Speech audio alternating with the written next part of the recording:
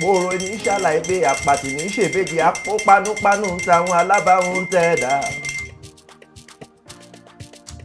You see, Ijoma, stop living like a recluse.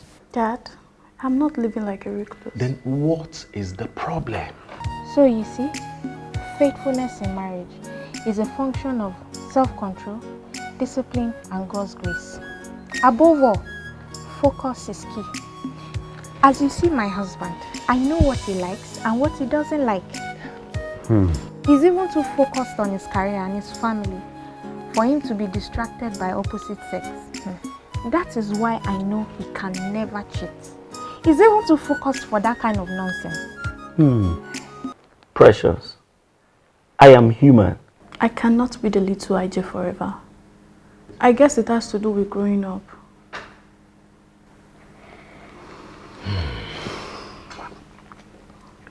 Or is it about Clara? It says he's well fortified and protected. Do you still want to go ahead? Is he so fortified that he can't be attacked? But I detest the institution called marriage.